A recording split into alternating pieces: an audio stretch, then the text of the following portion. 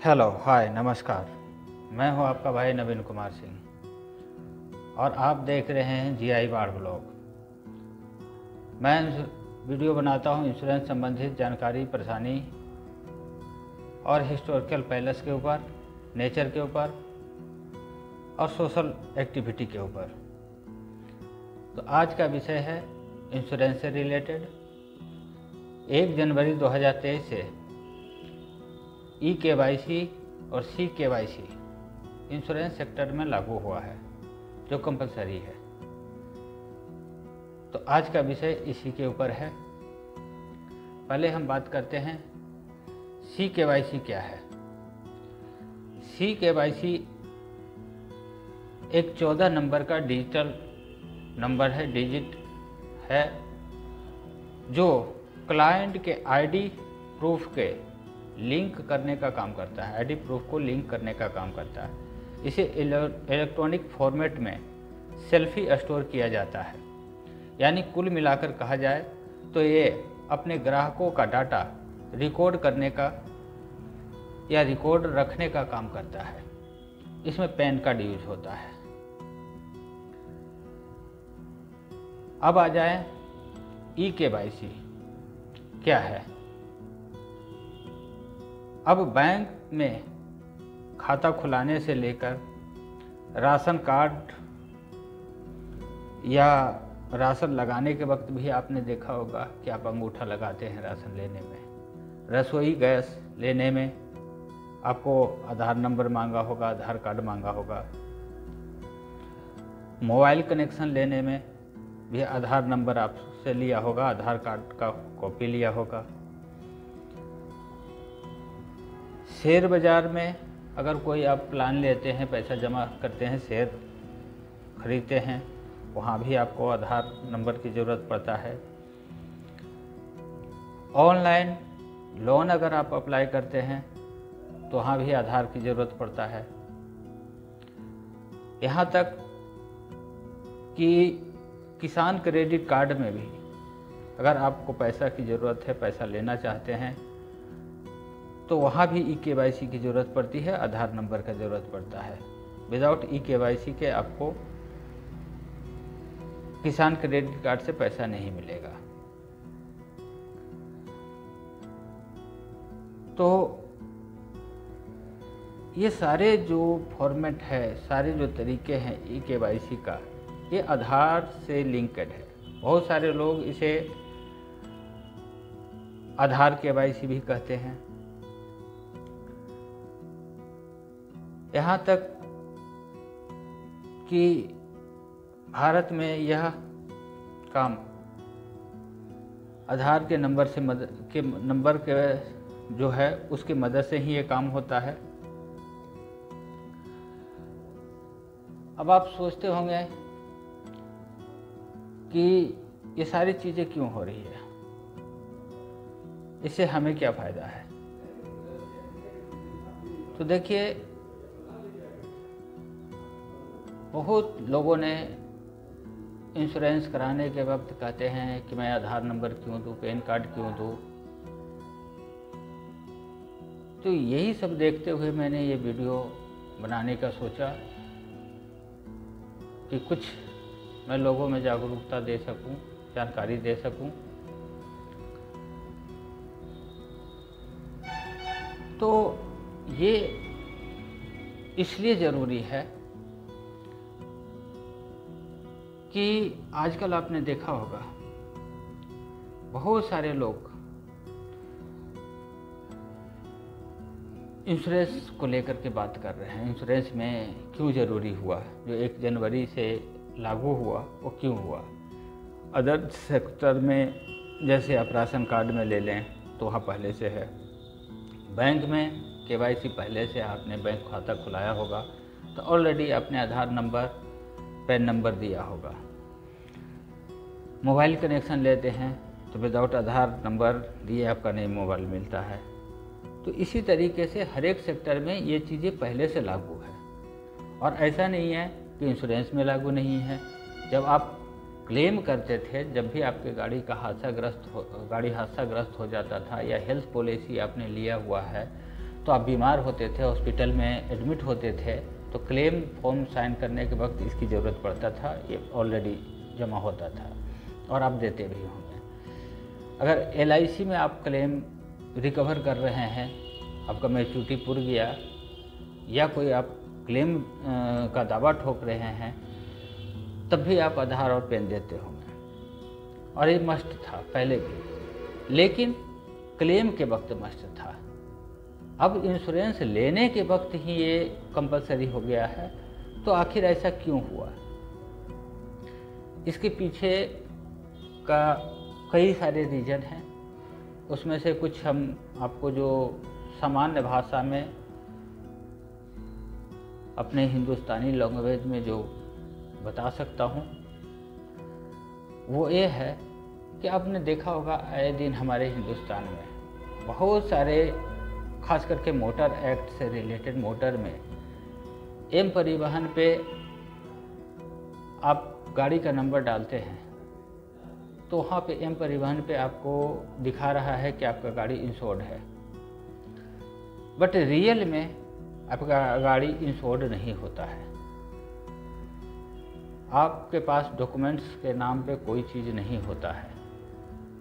कहीं भी कोई भी इंश्योरेंस से संबंधित कागजात आपका ना तो इंश्योरेंस कंपनी में आपका डाटा स्टोर होता है, ना ही आपके पास ही होता है। अब डुप्लीकेट इंश्योरेंस लेकर के घूम रहे होते हैं और इस तरीके की केसेस एक नहीं, हजारों नहीं, लाखों की संख्या में हो रहा है। कुछ लोग जान करके, खुद जानकारी रहते हुए अपने आप इस काम को करवाते हैं और कुछ लोगों के साथ ठगी हो जाता है, अनजाने में वो इसका शिकार हो जाते हैं। तो ये चीज़ें में कुछ लगाम लग सके, क्योंकि आपका डाटा, आपकी जानकारी अब स्टोर हो जाएगा। जैसे ही इंश्योरेंस लेते वक्त आपका eKYC, CKYC होता है तो आपका जानकारी स्टोर हो जाएगा। अगर आपने 420 का कार्य किया, विदाउट इंश्योरेंस बनवाए ही किसी तरीके से इंश्योरेंस का फ़ायदा उठाना चाहते हैं, तो आपका डाटा तो कोई कहीं पे स्टोर होगा नहीं। पहले स्टोर नहीं होता था, जिसके वजह से छुप जाता था मामला, बट अब स्टोर होगा। तो अब अपने आप को आप छुपा नहीं सकते हैं। आप किसी भी तरीके से खुद को बचा नहीं सकते हैं गलत कार्य करके। कहीं न कहीं आप पकड़े जाएंगे। तो बेटर है, अच्छा है कि आप इस काम को करें ही ना। मेरा सजेशन तो यही है कि इस गलत कार्य को करें ही ना, क्योंकि चंद रुपये की लालच में आप कानून से खेलते हैं और जिस दिन आपसे कानून खेलने लगता है तो आपको तकलीफ होता है। आपको लगता है कि मेरे साथ तो नाजायज हो रहा है। लेकिन आप कभी फील करते हैं कि आप सालों साल कानून के साथ खिलवाड़ करते रहते हैं कि क्या ये सही है? तो गलत गलत ही होता है और इसीलिए गवर्नमेंट ने, IRDA ने eKYC और CKYC इंश्योरेंस में मस्ट कर दिया है, कंपलसरी कर दिया, वो भी आपको इंश्योरेंस लेने के वक्त ही।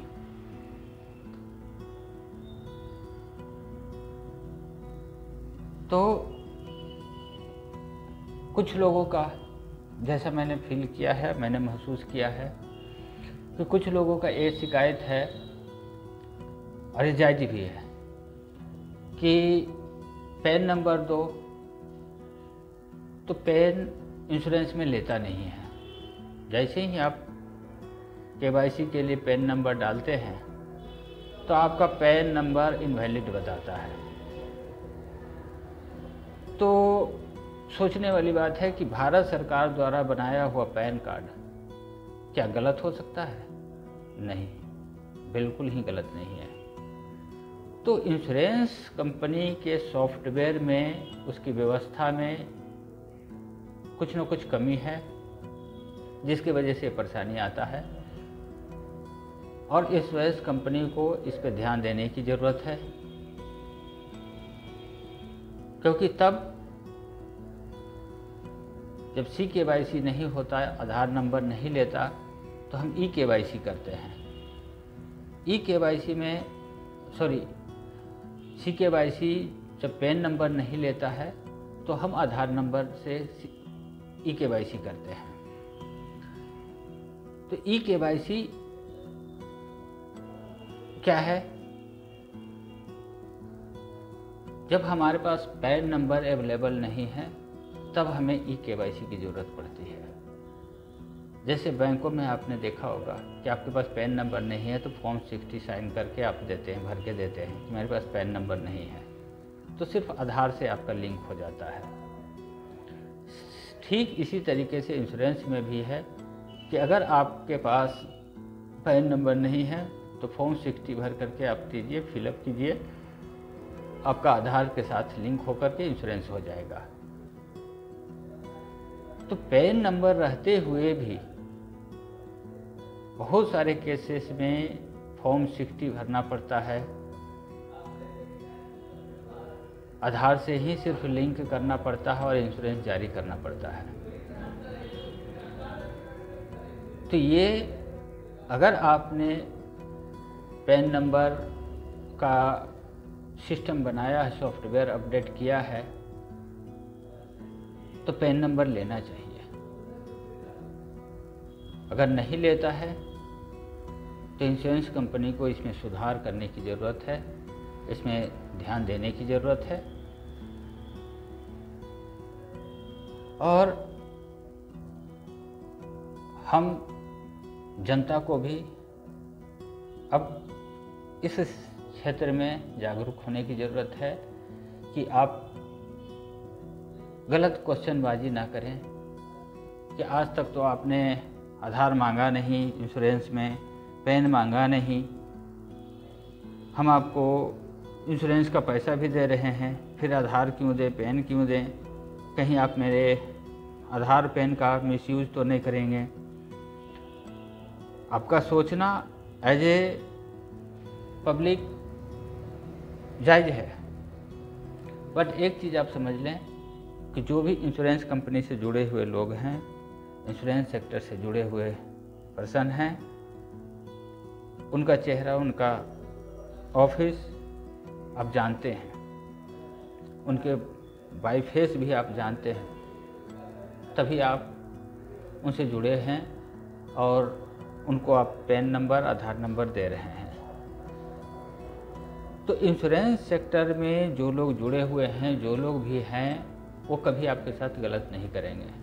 हाँ, मैं ये दावा नहीं कर सकता कि इंश्योरेंस के नाम पे ही आपको कॉल आ रहा है, इंश्योरेंस के लिए ही आप किसी लिंक पे क्लिक कर लेते हैं, खुद ऑनलाइन अगर कोई पॉलिसी खरीदने जा रहे हैं और वहाँ आपके साथ धोखा हो जाता है, तो मैं इसके बारे में नहीं बता सकता। और मैं कहूँगा भी कि खुद ब खुद आप किसी मैसेज आने के बाद, कॉल आने के बाद कि आपका इंश्योरेंस ये ड्यू हो रहा है, फलाना डेट में हो रहा है, आप इंश्योरेंस करा लें, हम आपको लिंक भेज रहे हैं, या खुद ही आप ऑनलाइन कहीं जाते हैं और वहाँ पे आपके साथ धोखा होता है, तो ये आप जान रहे हैं कि आज की डेट में हर सेक्टर में साइबर फ्रॉड हो रहा है। तो उस साइबर फ्रॉड से बचने का एक ही मात्र और सीधा सा रास्ता है कि अब आप लोग ऑनलाइन का मोह माया त्यागिए, इस तरीके से फ़ोन कॉल पे आने वाले लिंक की मोह माया को त्यागिए, 2 रुपये की लालच में। क्योंकि आप अगर किसी ऑफिस में जाते हैं, किसी एडवाइज़र से आप संपर्क करते हैं, अगर आपको जो भी वो प्रीमियम बताता है आपको ऑनलाइन में वो लालच देता है कि आपको बहुत कम हम ले रहे हैं, लेकिन उसमें पता चलता है कि आपका सारा कमाई भी चला जाता है। तो ऐसी लालच किस काम का?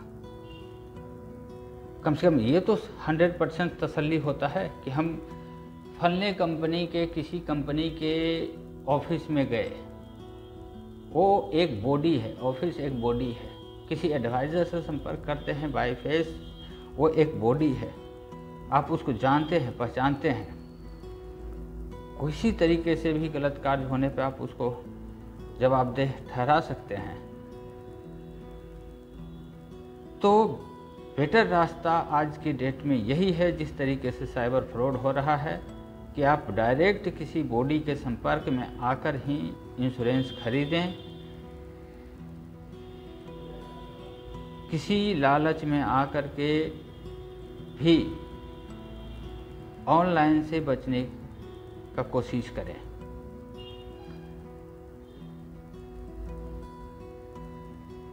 तो उम्मीद करता हूँ